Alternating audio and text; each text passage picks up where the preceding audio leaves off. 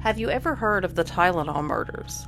Even those of us that were toddlers when this happened in 1982 know all about it. 7 people died because of tainted Tylenol capsules.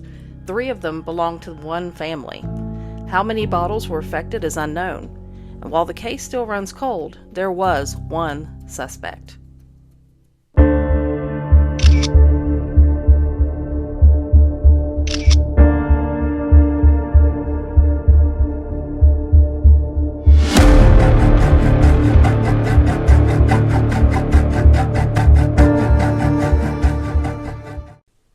Hello and welcome to another episode of The Basement Files. I'm Ginger and super excited to be back after a few weeks away.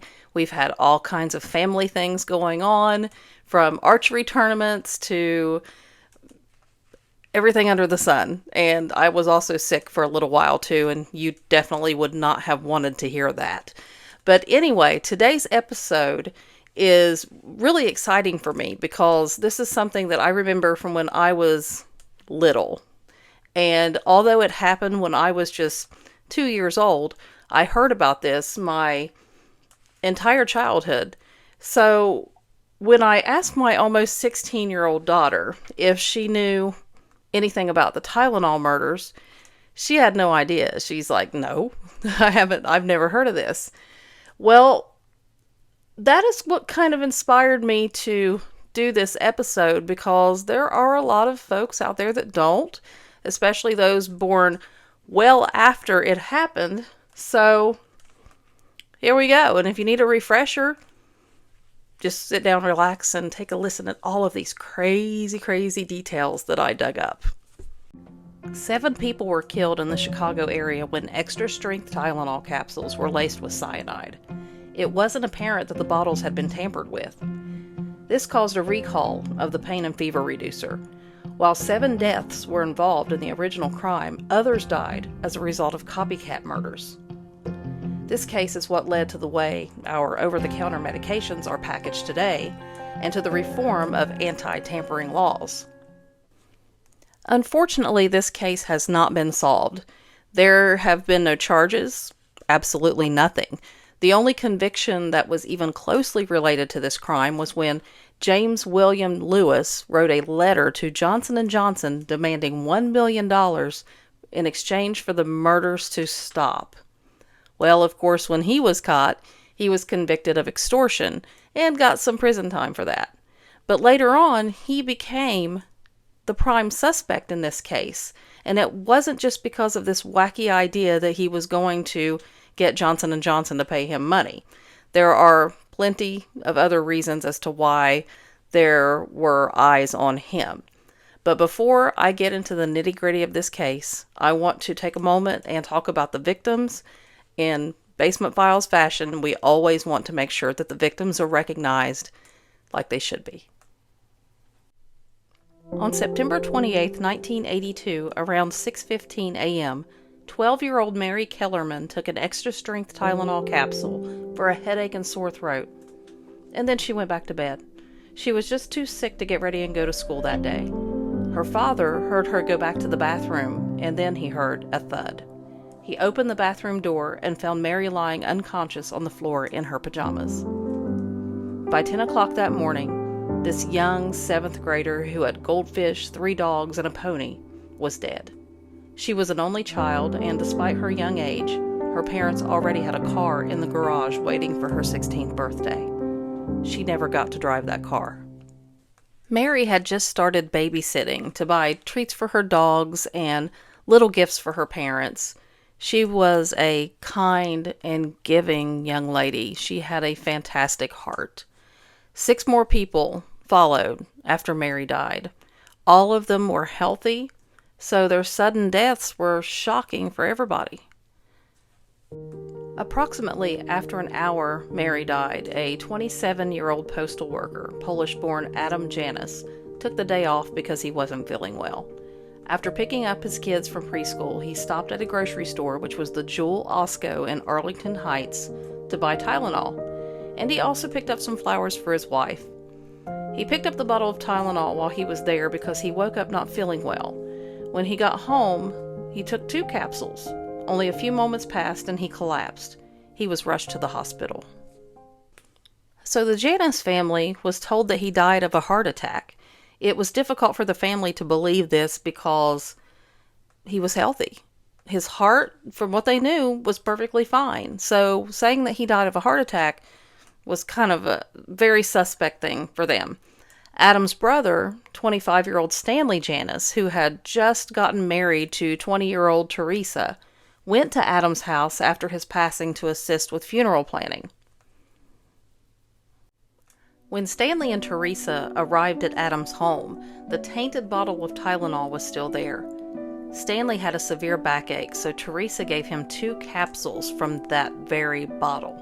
Teresa wasn't feeling well either, so she decided to take a couple as well, not knowing that what was inside is what caused Adam's death.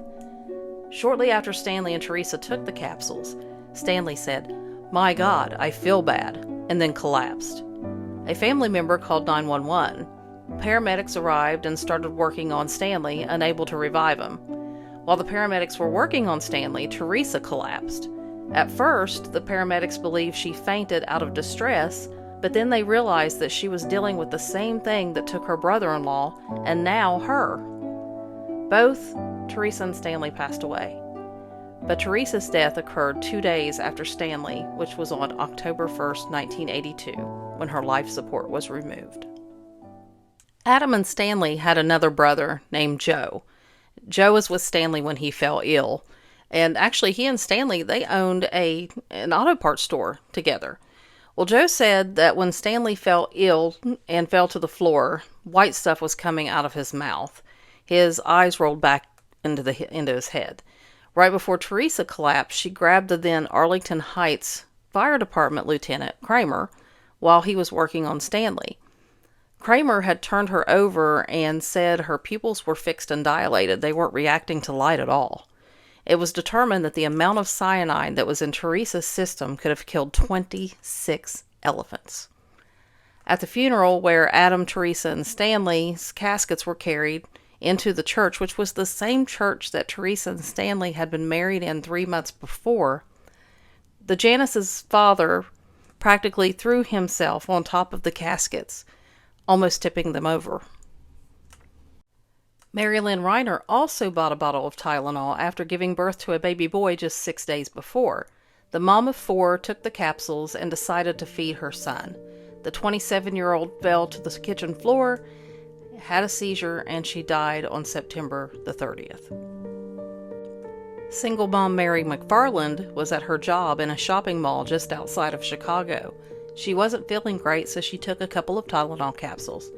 Her co-worker told the Chicago Tribune that about 10 minutes later, Mary said she wasn't feeling well, and then fell to the floor.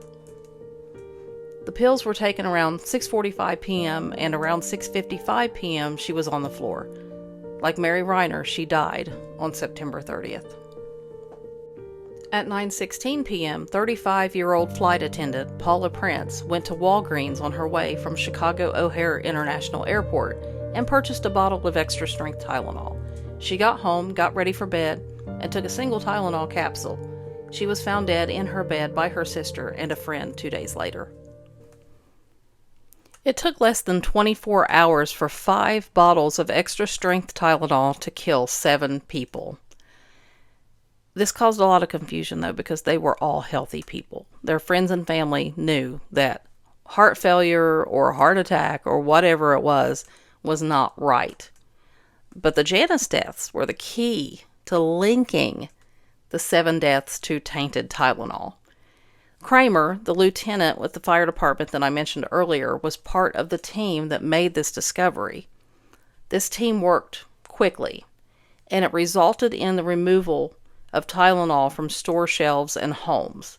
The removal of 31 million bottles of Tylenol from store shelves was the largest, and actually the first, mass recall in U.S. history.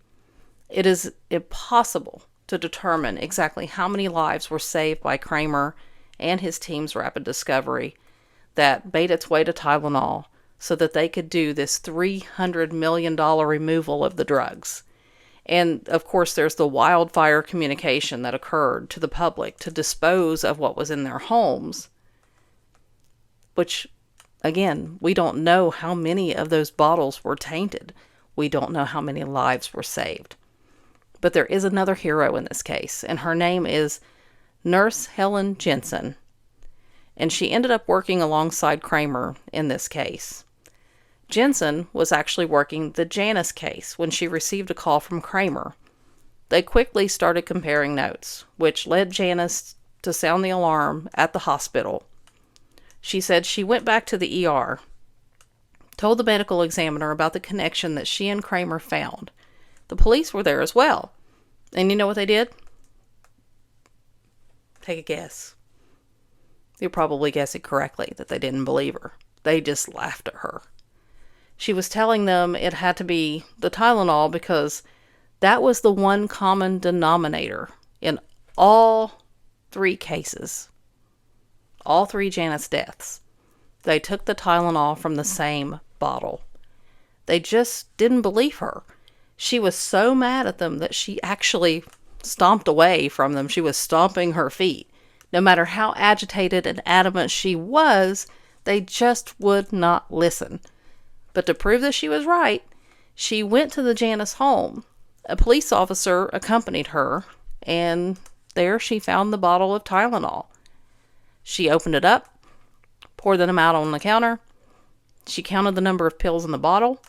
She subtracted the number from the original quantity that was in the bottle, and it was the exact number that would have been taken by 3 people.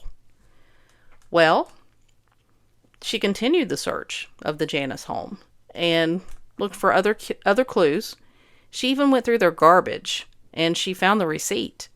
She told the officer that she had a hold of the bottle and the receipt that showed it had been purchased at the Jewel that morning. She sat both items on the counter in front of the officer, and she counted the pills again. That officer, right there, looking at what she was doing, was still being dismissive. In the meantime, Kramer was also taking the clues and putting the story together. He tracked down the paramedic that responded to Mary Kellerman's case. And if you remember, Mary Kellerman is the first victim that I talked about. She's actually the first victim out of all 7 at only 12 years old.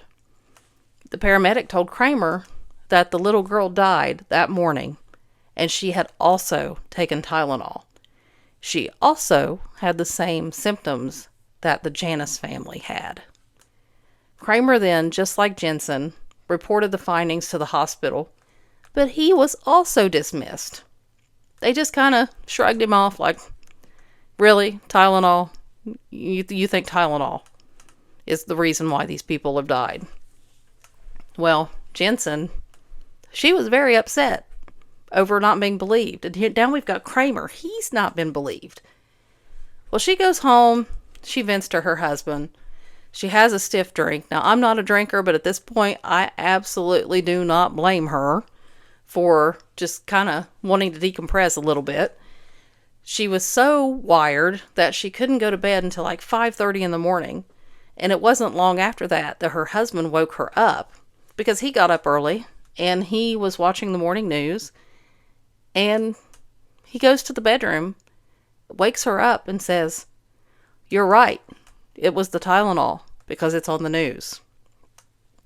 An investigator with the Cook County Medical Examiner's Office, Nick Pichos, had the Tylenol bottle that Jensen took from the Janice's home. And he also had the one from the Kellerman home. The medical examiner, Edmund Donahue, told Pichos over the phone to open both bottles and smell them.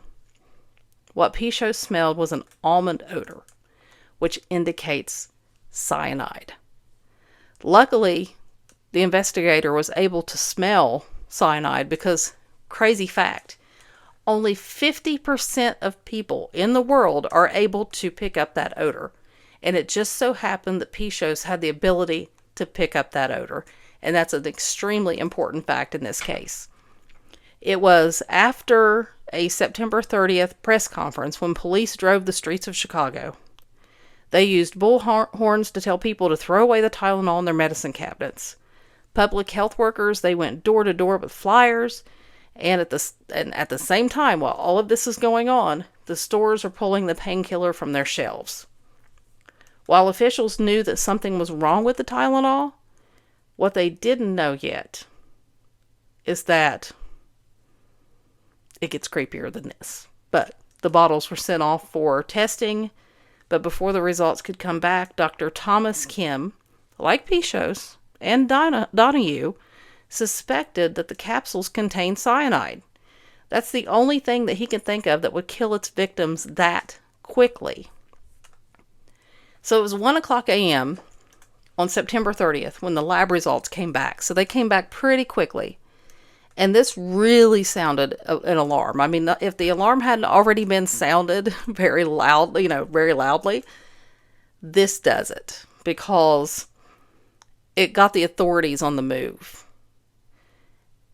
It finally, Jensen's like, all right, they're believing me. Kramer's like, they are believing me. And what's sad about it, though, is despite the rapid actions of all of these parties, it was already too late for Mary Reiner, Mary McFarland, and Paula Prince. The investigation, it was very lengthy, but it was determined that the contamination did not occur at the McNeil facility. McNeil is a subsidiary of Johnson & Johnson, and there were actually more contaminated bottles found on store shelves. So despite more contaminated bottles being found, they were really reliably able to rule out contamination at the facility. But now, the FBI, they weren't involved in this. They were not involved at all, at least not at first. It was completely out of their jurisdiction. At the time, Ronald Reagan was president.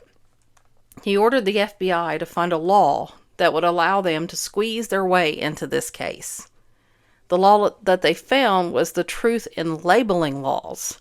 So even though McNeil, Johnson & Johnson, whoever you want to look at in this, even though they were found not liable because it didn't happen at their facility, the FBI used the truth in labeling law as their little wormhole into this case.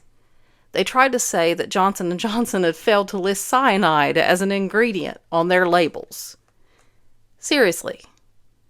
So, it didn't happen at their facility, but hey, let's go after Johnson & Johnson for a truth in labeling violation because they didn't put cyanide on the label. I mean, that is absolutely ridiculous. Because the thing about this law is it states that a company needs to label their products properly. And if they don't, it's a misdemeanor. Their notion, the FBI, was so ridiculous that it was very hard for anyone to take them seriously in this investigation. Of course, this caused tension between them and the other agencies that were involved in this investigation. And I'm sure that may not surprise you because there have been plenty of cases in real life and even in the movies where the FBI just kind of wiggles in there. Well, that causes competition, right? And competition between law enforcement agencies can get a little bit messy, and competition can take away from the end goal, which is finding out who did it, making sure that they don't do it again by charging them, getting them convicted, and putting them away. Well, they're all at each other's necks. Well, the reason why there was all this competition was because everyone wants to be the one to solve the case.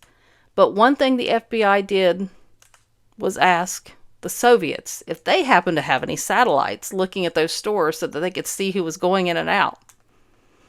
Of course, the Soviets, they had nothing. I'd say the FBI did learn a lot, though, at this time, because this is a case that was completely unprecedented. There are now modern forensic technologies that just didn't exist then, so they weren't as capable as what we are now. But one thing that the FBI did decide to do back then, that is still done now, was to get a profiler to figure out what kind of person they were looking for. It had only been used a couple of times at that point, the profiler path, I guess you'd say.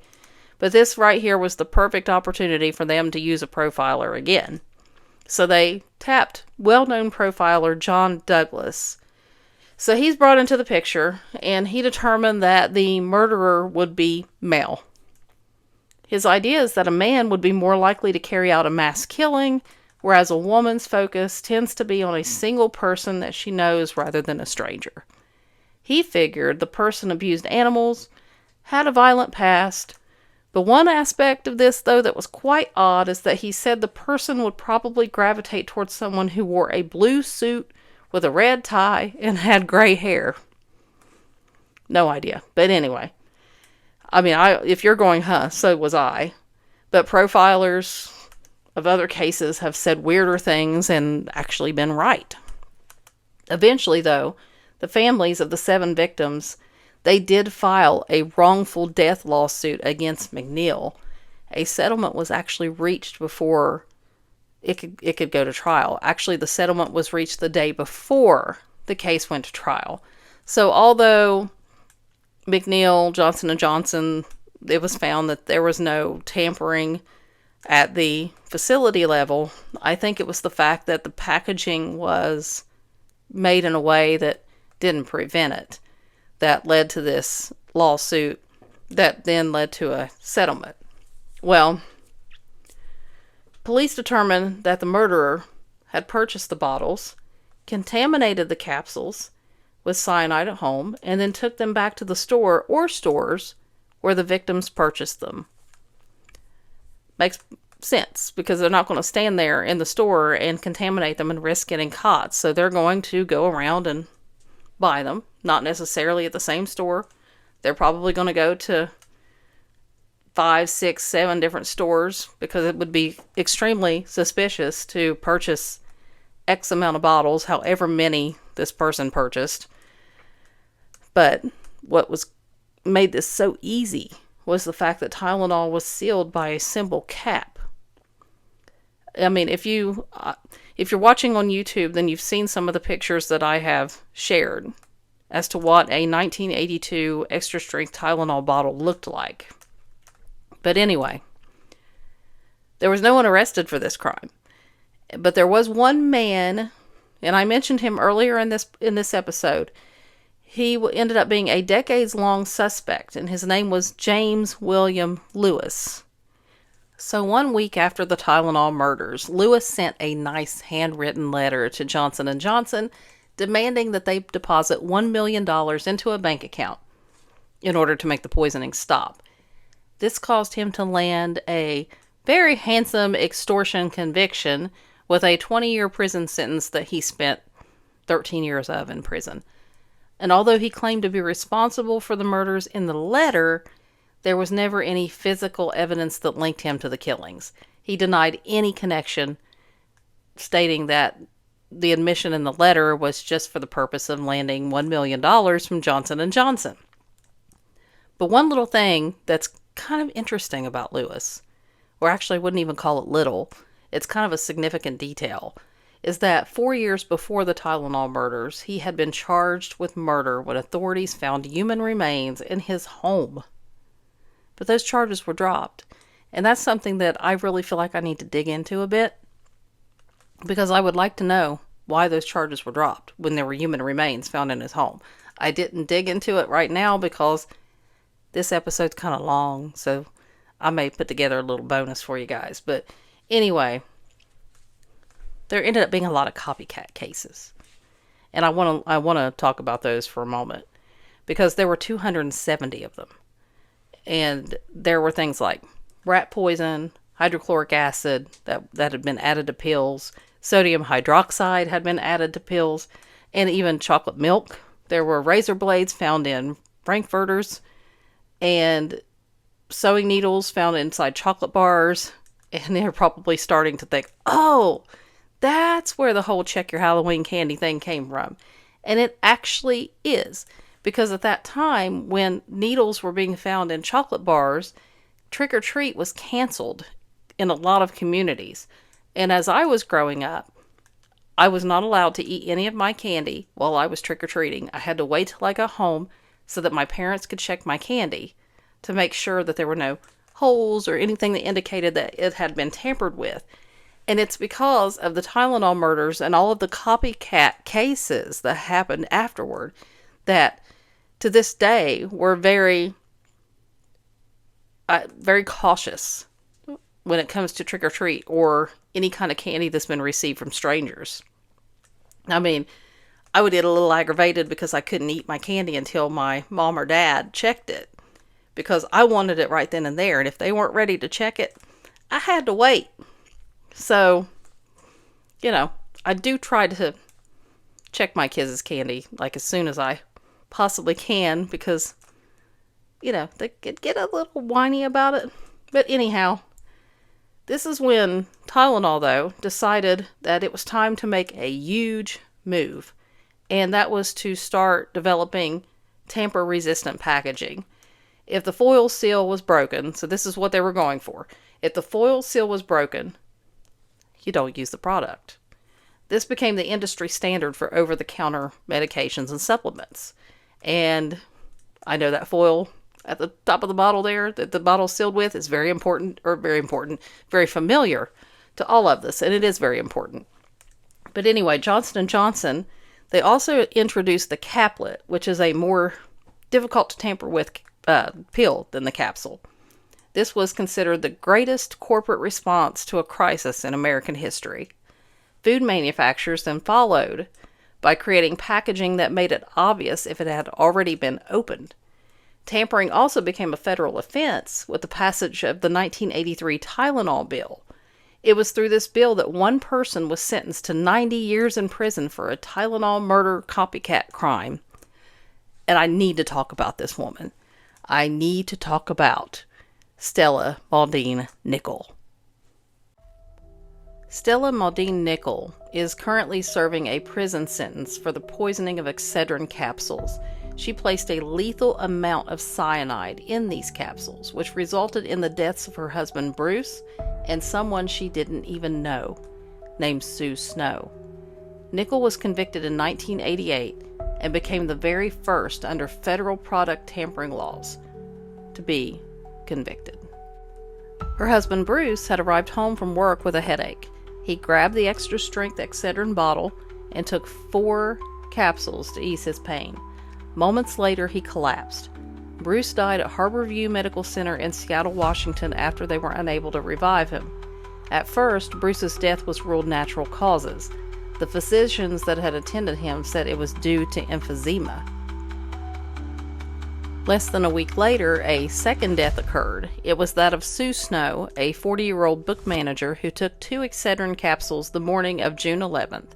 Her husband took 2 capsules from the same bottle because he was having pain from arthritis and then left the house to go to work.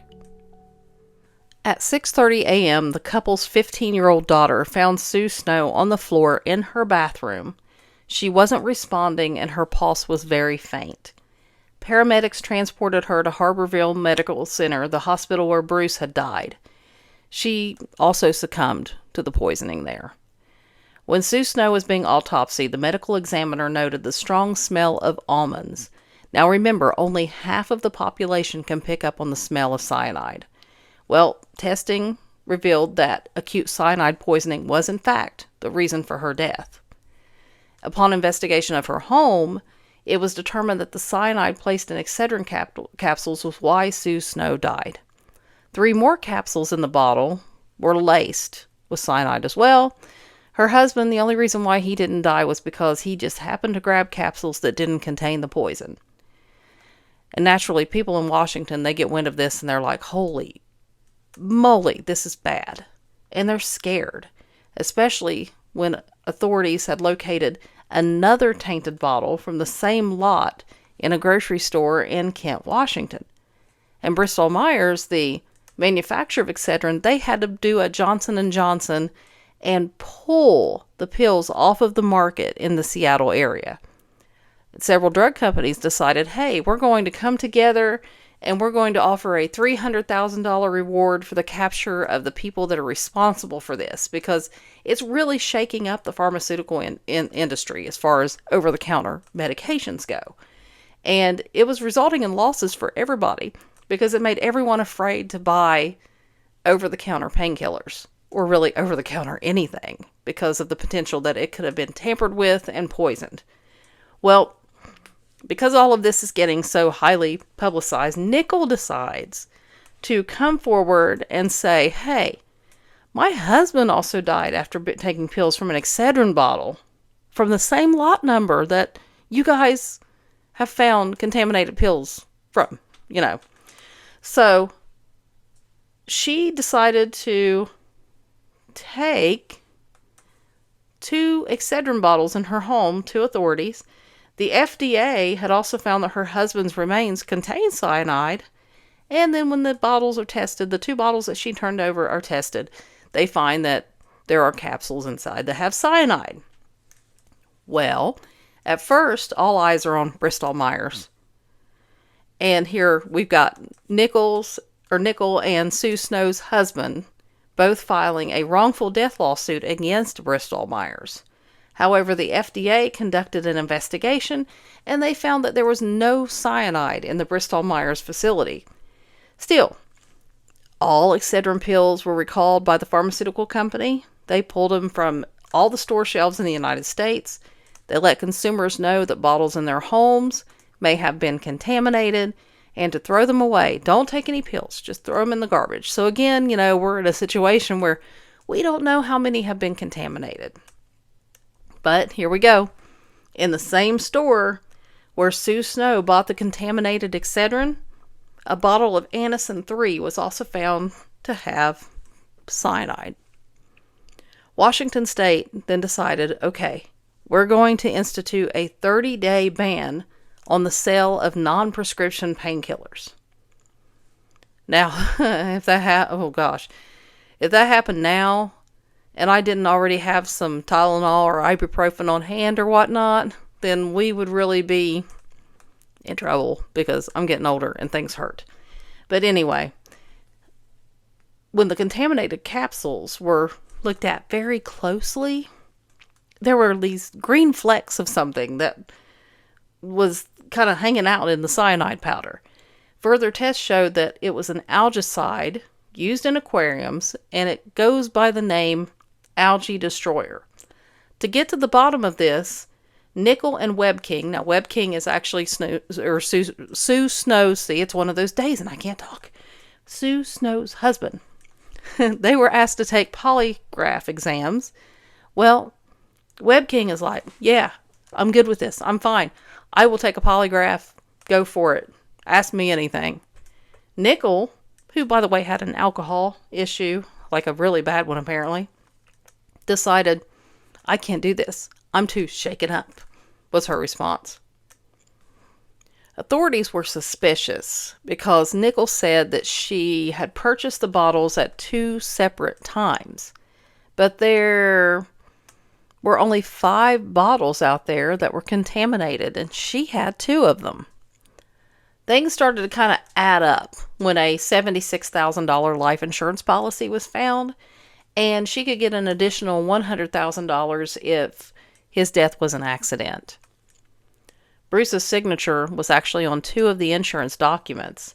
However, it was determined that the signatures were forged. She had also bought algae destroyer from a local fish store. She had used the same container to crush the algicide that she used to crush the cyanide. She didn't clean it in between, which is definitely something because she kind of told on herself by not cleaning the container that she used to crush both things. When Nickel decided to finally do the polygraph, she failed miserably, and that put her in the crosshairs of the investigation. Unfortunately, though, she couldn't be linked to the purchase of cyanide.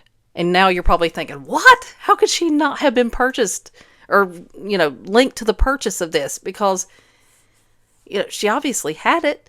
It was mixed in with her algicide, or her algicide mixed in with, however you want to look at it. Glass half full, half empty. I don't know. But anyway, she had checked out a book on botany from the library, and that kind of caused a light bulb to come on. The authorities were thinking a little bit here. So the library was subpoenaed, and it was found that she checked out more than just a book on botany. She also checked out a book on poisons, human poisonings, and native and cultivated plants that were poisonous. So this is, we're talking multiple books here. Well, this right here gave them reason to arrest her. And they found that Nichols' motive was to stage a murder that would get her a high insurance payout. Contaminating multiple bottles of painkillers made it look like the Tylenol murders, as she did everything she could to take eyes off of herself, such as coming forward and voluntarily handing over the contaminated bottles in her possession. Sadly, Sue Snow just happened to be a pawn in this very sick game of insurance fraud and didn't even know her murderer, nor did her murderer know anything about her. And do you remember John Douglas, the profiler that I mentioned earlier? The FBI profiler that said something about blue suits, gray hair, and red ties? Well, he said his piece about women in such cases. He said that they are more likely to be focused on the murder of one person rather than mass murder. Well, Nickel had to involve an innocent stranger to make it look like another Tylenol murder. Yes, she was targeting one person, that was her husband, but she had to hurt others to make it happen. So, I wonder what John Douglas would have to say about that. I don't know. But Nickel, she just wasn't the end of the copycat cases, though. Even though better packaging and stuff started to happen and new federal laws were put in place, people like 23-year-old Diane Ellsroth from Yonkers died after taking extra-strength Tylenol gelatin capsules that were laced with cyanide in 1986. A spiking hoax in Chicago and Detroit led to the recall of Procter & Gamble's in Capron. And we also have the case of Kenneth Ferries in 1986. He was a University of Texas student, was found dead in his apartment because of cyanide poisoning. The source was a box of Anacin that had been contaminated. However, his death was ruled a homicide, but then later declared a suicide because the FDA stated that he obtained the cyanide from a lab in which he worked. In 1991, Kathleen Daniker and Stanley McWhorter were killed when they each took pills from 2 tainted boxes of Sudafed. Jennifer Mealing, also in Washington State, was poisoned and she actually survived. But her husband was found to be the one that tainted the boxes that killed Daniker and McWhorter. Joseph Mealing was sentenced to life in prison. Now, going back to James William Lewis, now you're like, okay, when are we going to get back to the Tylenol murders? Well, okay, we're going to do that now. But this case, what I just talked about, is one of the most significant copycat cases. And of course, we have the few here that I just mentioned. It was a pretty big ordeal. It was a mess. But now, going back to James William Lewis, who was the main suspect, but never arrested for it. So remember when I said that the authorities believed that the murderer bought the bottles, contaminated them with cyanide, and then placed them back on the store shelves? It was Lewis that told them how he thought it happened. He also had a poisons book in his possession with his fingerprints found on the pages about cyanide poisoning. Now, he did admit writing the extortion letter that took him 3 days to complete, but he denied being the murderer. But wait a second, okay. Let me say that one more time. It took him 3 days to complete. Okay? If that is true, the October 1st, 1982 postmark occurred before the media ever reported the poisonings. How would he know about the poisonings if the media had not reported it yet? But his postmark was before the word got out that the poisonings had happened. But yet he still was not charged.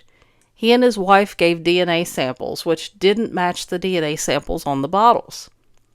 When the FBI had a sit-down with Lewis about the timing of the postmark, Lewis became very nervous. He was clutching a messenger bag to his chest, and he said that he had just been telling himself 3 days and could have been wrong. So basically he's saying, okay, well, I said 3 days, but it might not have been 3 days. It might have felt like 3 days. Maybe it was 3 days. I don't know. I don't remember. I just threw out a number, is basically what he's saying. Nonetheless, Lewis had obtained Johnson & Johnson's address, researched how cyanide would work with the gelatin capsules, and the cost of cyanide was another thing that he looked up. He did these things before he ever mailed the letter. Again, the media had not reported on it yet, but he did all of these things, and we didn't have the internet back then like we do now. We're actually really at all. It wasn't something that you could walk into a room and be like, hey, it wasn't readily available like that. So he was having to look things up through phone books and other records and and libraries and doing all that stuff. It took some legwork. Well, sometime later, Lewis reached out to a fellow named Roy Lane, and he was the FBI agent leading the investigation, and he told Roy that he would like to help him solve the murders. Well, when sitting in a room with Lewis, Lewis told Roy, hey, I'm not the killer, but if I was the killer, this is how I would do it. So, what he did was absolutely crazy. While sitting with Roy, Lewis created very detailed drawings of how he believed the murders happened, and also drew a decision tree that outlined the workflow required to contaminate the capsules and put the bottles back on the shelves. So Lewis, he never hesitated to talk to law enforcement or the media. In fact, it was like he enjoyed it a whole lot. I mean, it's obvious he did. If you see any videos of him talking, he liked it. Even after the task force was rebooted in 2006, trying to find who did this, Lewis sat down with law enforcement in 2013, and he had a very lengthy conversation. And he did this without an attorney present. He seemed to take pride in the fact that people would call him the quote-unquote Tylenol man. He even started a website, and that website contained a whole lot of ranting about Johnson & Johnson, as if that doesn't look suspect as well. Well, going back to 1983, Roy Lane had asked Lewis why he thought extra-strength Tylenol was chosen. He asked him, is it because the killer wanted to spare a child? Because children don't typically take extra-strength Tylenol, depending on the age of the child. Lewis started laughing hysterically, and he asked Roy Lane, don't you get it? Well, of course, Lane is really intrigued by this response. So Lewis continued, quote, there's something extra in the capsule, unquote. Basically, Lewis was making a joke out of a very serious situation. But if Lewis did it, what would his motive have been? Well, in 1974, Lewis's 5-year-old daughter, Toni, passed away. She had a heart defect that was repaired, but her autopsy showed that the repair of the defect failed when the sutures tore. The sutures were Proline, a Johnson & Johnson product. A second man, Roger Arnold, who was a dock worker at the Jewel Osco store in Melrose Park, told officers that he had been in possession of potassium cyanide. The owner of the bar that Arnold frequented said that Arnold had said something about killing people with a white powder. His marriage had dissolved and his behavior had become very odd. So Arnold had worked at the warehouse with victim Mary Reiner's father. Arnold's wife had also been treated in the hospital that sat across the street from the store where Reiner bought her bottle of pills. Arnold also asked a medical student that he worked with if he could get him some cadaver parts or any body parts at all. His end game was to scatter body parts around the city to throw off the authorities, and in addition to poisoning people with a white powder, he wanted to throw acid on them. Upon investigation of Arnold's home, a copy of Poor Man's James Bond was found. The book was instructions on how to make cyanide. There were also beakers, chemical catalogs, and weapons. All he was charged with was an unregistered weapons violation, which is a simple misdemeanor. Sometime later in 1983, Arnold ended up convicted of murder for a separate crime. He was targeting Marty Sinclair, the owner of the bar, because he thought that Sinclair was the one that name-dropped him to the authorities. But he accidentally killed John Tanisha, who was an innocent father of 3, and this happened outside of the bar while he was leaving after having drinks with some friends. Arnold served 15 years of his 30-year sentence, acknowledging that he had killed a very innocent man. Arnold died in 2008. In 2010, his body was exhumed so DNA could be taken from his femur bone and used to compare to the DNA on the pill bottles, just like they did with Lewis, and just like Lewis, the DNA didn't match. In 2023, Lewis died at the age of 76. So if he did do it, we don't know. There's no way that he can confess to that now. But he maintained his innocence up until he died, despite the fact that he knew all kinds of things, and there were all sorts of other things that pointed toward the fact that he may have been the culprit, even though his DNA didn't match the DNA on the bottles. But before Lewis had died, the investigation was resurrected in 2009 due to advancements in forensic technology. Lewis's home was once again searched, which he lived in a completely different place by this point. He lived in Cambridge, Massachusetts, and not Chicago. But there were a number of items that were seized. The FBI even went as far as to request DNA from the Unabomber, Ted Kaczynski. Kaczynski denied ever possessing potassium cyanide. One reason why he was a possibility, though, was because his first 4 Unabomber attacks occurred in 1978 to 1980, and his parents had a home in a Chicago suburb where he occasionally stayed. But backing up to the Janices, because the Janices were such an important part of this whole thing. The retired fire department Lieutenant Kramer, who is now 81 years old, he often visits the Janice's family grave to pay his respects. Because this whole thing affected him a great deal, because he saw 3 members of this family come to an end. And the Janice family, though, they say that detectives really never contacted them with updates, and that doesn't really include Kramer because he was a fire department lieutenant that ended up involved in this case. But when Sergeant Murphy of the Arlington Heights Police Department was actually asked by the media about the contact that, had been made with the family, or lack of contact over the years, he said he couldn't speak of the officers in the past, but that he had spoken to the family members. And this occurred back in 2022. Murphy, he said that it is difficult to know when to contact families and when not to when the case is running cold. He said there is always limited information available. At the same time, families are doing their own investigations. He further stated that when families reach out, it's a priority to speak to them. He does admit that there might have been some communication breakdown, as the case had been passed from one investigator to another over the years. He said that the agency needs to own that, but he did speak to family members recently and gave what little information he had. Monica, the niece of Janice's brother, said her father, Joe, he deserves answers for the deaths of his brothers and his sister-in-law, and to this day, he still cries frequently over the loss of his family members. So, as these folks still seek peace because of what happened to their loved ones, what we can do for them is offer them our prayers and not forget those people that they loved. And that is why I want to make sure in these episodes that I always cover the victims and who they were. And each one of these people were innocent.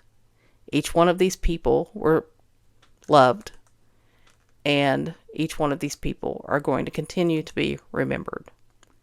So, that concludes this episode of the Basement Files. I appreciate you hanging out with me this long.